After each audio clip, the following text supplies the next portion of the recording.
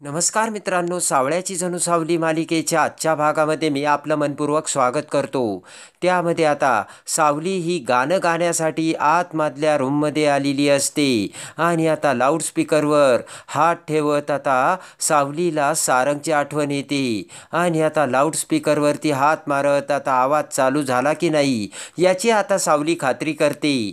त्याच वेळेस आता इकडे त्या गुंडांनी सारंगला आता चारही बाजूने घेरलेले असते. सारंग आता एकटा त्या गुंडांसमोर उभा असतो. इकडे आता तो गुंड सारंग समोर येतो आणि म्हणतो की त्या दिवशी तर खूप पोपट्यासारखा बोलत होता रे, आणि आज याला तर अजिबात सोडायचं नाही, धरा रे याला, असे म्हणत तो गुंड आता त्याच्याजवळील हॉकी स्टिक आता सारंगला मारू लागतो. पटकन आता ती सारंग हॉकी स्टिक आपल्या हातात झेलतो आणि जोराने त्या गुंडाला ढकलून एक लात मारून खाली पाडतो.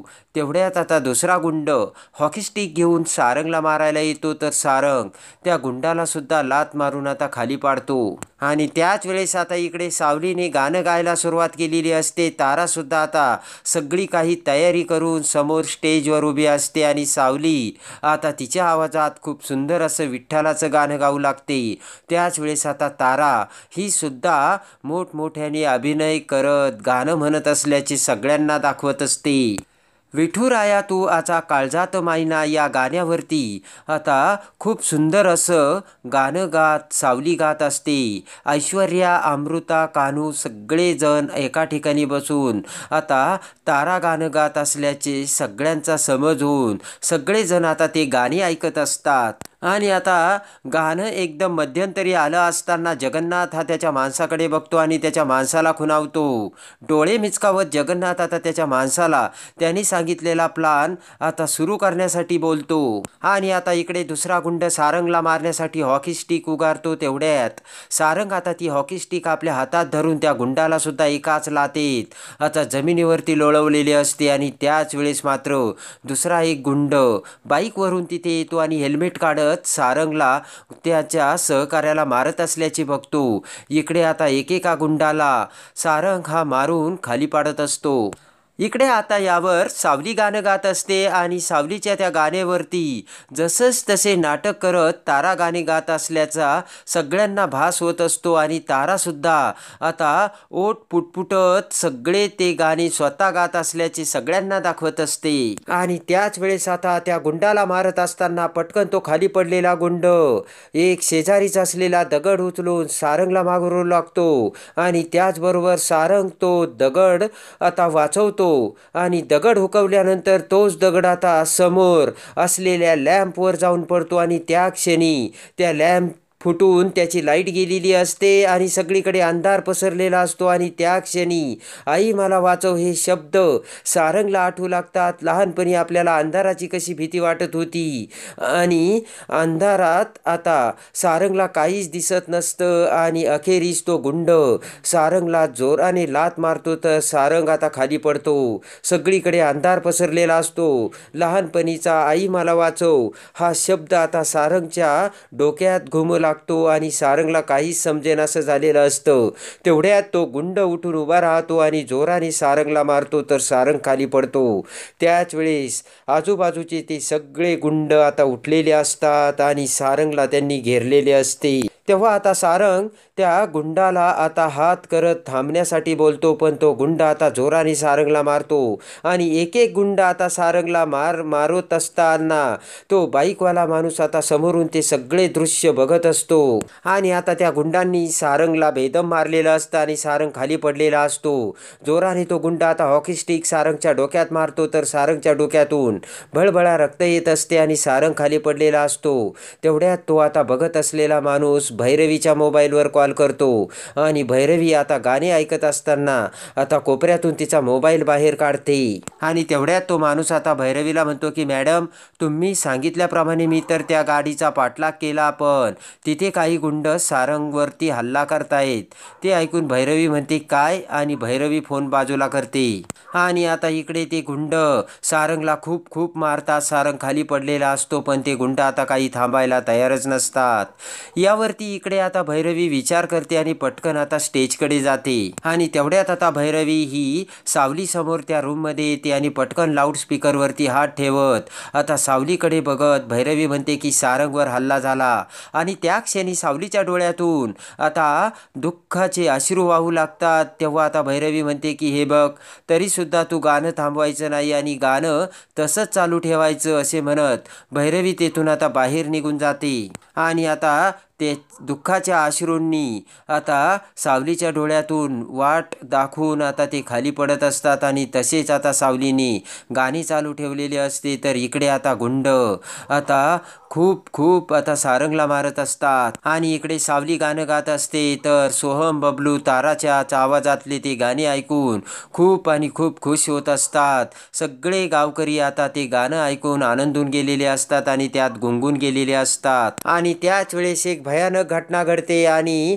विठ्ठलाने चमत्कार करून आता बुलेटवरून एक खाकी कपडे घालून पोलिसांच्या वेशात एक माणूस तिथे येतो आणि मारत असलेल्या त्या गुंडांना बघून एकेका गुंडांना लात मारत त्या गुंडांची धुलाई करून सगळ्या गुंडांना त्या पोलिसाच्या वेशातील माणसाने खाली पाडलेले असते आणि त्याच्या बाईकला स्टँड लावून तो गुंड आता त्यांच्या समोर उभा राहतो. समोरच शेजारी आता सारंग पडलेला असतो आणि ते सगळे गुंड खाली पडता असतो. आता पोलिसाच्या वेशातील माणूस आता सारंग समोर येतो. तर त्याच्या शर्टवरती देवा नावाचे नाव असते आणि देवाचा तो स्टॅग बघून आता तो माणूस पटकन आता सारंग समोर येतो आणि सारंग समोर हात पुढे करतो. तर सारंग त्याचा हात आता त्या देवाच्या हातात देतो आणि पटकन देवा आता त्याला उठून त्याच्या समोर उभा करतो. तेव्हा आता पोलिसातील वेशातल्या त्या देवाला बघून सारंग हा त्याच्याकडे बघतच राहतो. तर देवाने आता त्याच्या डोळ्यावरचा गॉगल काढून देवा आता सारंगकडे बघू लागतो. तर सारंग देवाकडे आणि त्याच वेळेस पाठीमागून तो गुंड पुन्हा उठून आता सारंगला मारायला लागणार. एवढ्यात आता तो देवा नावाचा पोलीस इन्स्पेक्टर आता जोराने त्या गुंडावर धावून जाऊन जोराने त्या गुंडाला लात मारतो आणि तो गुंड खाली पडतो. त्या क्षणी आता दुसऱ्या गुंडाला सुद्धा देवाने खाली पाडलेले असते आणि आता तिसरा गुंड उठून मारू लागताच सारंग त्या गुंडाला धरतो आणि आता सारंगने सुद्धा त्या गुंडांची कुत्र्यासारखी धुलाई केलेली असते. दोघेही मिळून आता गुंडांना चांगलाच बेदम मार देतात आणि आता दोघांनीही दोन गुंडांना धरलेले असते आणि सारंग देवाकडे तर देवा सारंगकडे बघू लागतो आणि दोघेही त्या गुंडांना आता कुत्र्यासारखे मारून सगळ्या गुंडांची आता दोघांनी पिटाई केलेली असते. तर देवा आता सारंगकडे बघतो आणि हसू लागतो आणि गुंडांना मारू लागतो. तर सारंग सुद्धा गुंडांना मारत असतो आणि समोरच आता गाडीचा लाईट सुद्धा चालू असतो आणि त्या लाईटच्या उजेडात आता सारंग आणि तो देवा दोघेही त्या सगळ्या गुंडांना बेदम मारतात. इकडे आता एक गुंड देवाकडे येतो आणि देवाची पिस्तूल घेऊ लागतो. तेवढ्यात आता देवा त्या गुंडाचा कान पकडून जोराने त्याचा कान ओढतो. तर तो गुंड मोठमोठ्याने ओरडू लागतो. तर जोराने आता तो देवा त्या गुंडाला खाली पाडतो. तर इकडे आता सारंगने देखील एकेका गुंडांना आता यमाचा दरवाजा दाखवलेला असतो आणि आता दुसरा गुंड देवावरती धावून जाताच देवा त्याला कुत्र्यासारखे बदडून यमाचा दरवाजा दाखवतो आणि एका हाताने उचलून देवा त्याला जोराने खाली आदळतो. तर इकडे सारंग एकेका गुंडांना आता भरपूर मारून आता यमाचा दरवाजा दाखवून आता सगळ्या गुंडांची आता सारंग आणि देवाने कुत्र्यासारखी धुलाई केलेली असते आणि आता सगळे गुंड त्या दोघांचा तो आता रागाच्या रुद्रावताराने भरलेला अवतार बघून घाबरून पळून जाऊ लागतात आणि आता गुंडांनी तेथून धूम ठोकलेली असते. तर देवा त्या गुंडांकडे बघत आता हसू लागतो आणि त्यानंतर आता देवा हा सारंगकडे बघतो आणि सारंगपासून थोडासा बाजूला जातो. तेव्हा आता इकडे सारंग आता देवाकडे बघू लागतो. इकडे मात्र आता दुःखाचे अश्रू बाहेर निघत सावली ही गात असते. तेवढ्यात इकडे स्टेज शेजारी येऊन भैरवी आता पडदा बाजूला करत समोर बसलेल्या जगन्नाथला बघते आणि जगन्नाथकडे बघत आता भैरवी विचार करते की हा जगन्नाथ इथे काय करतोय आणि तेवढ्यात आता भैरवीला देखील आता समोरच जगन्नाथ शेजारी उभा असलेला तो त्याचा माणूस दिसतो.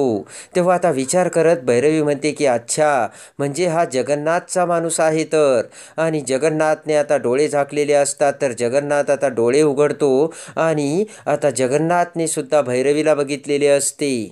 तेवढ्यात आता भैरवी विचार करते की हा माणूस काही करण्या अगोदरच मला या माणसाला थांबवावं लागेल.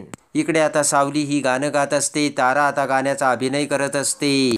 आणि आता तेवढ्यातच जगन्नाथ त्याच्या माणसाला खुणावतो, तर त्याचा माणूस आता त्या मशीन शेजारी जाऊन आता त्या माईकची वायर कट करण्यासाठी तो माणूस आता अखेर त्या मशीनच्या वायरी काढू लागतो. तेवढ्यात आता भैरवी ते सगळं बघते आणि त्या मशीनच्या वायरी काढता क्षणी इकडे भैरवी पळतच स्टेजवर येऊन आता ताराला थांबवते आणि माईक हातात घेऊन म्हणते की थांबा.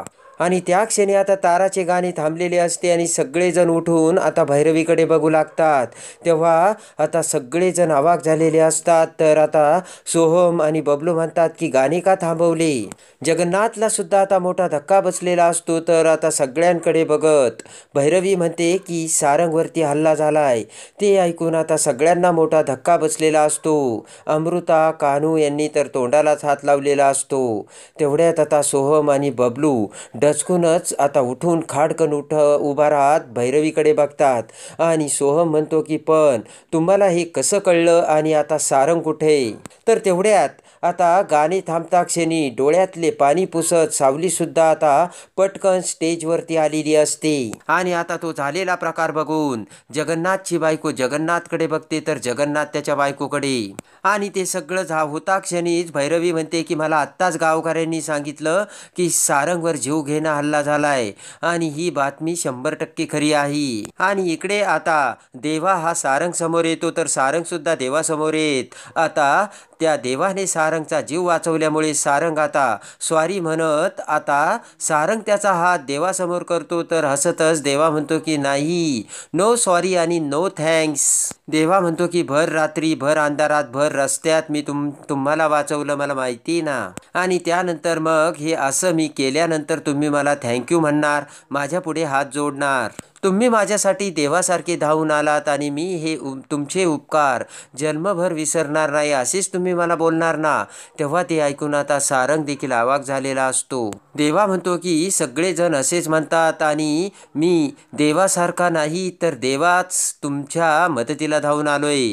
आणि आता त्याच्या नावाची ती पाटी आता देवा हा सारंगला दाखवतो. तर सारंग खुश होऊन देवाकडे बघत असतो. हसतच देवा म्हणतो की ना आगे कुछ ना पीछे कुछ, ओनली अँड ओनली देवा.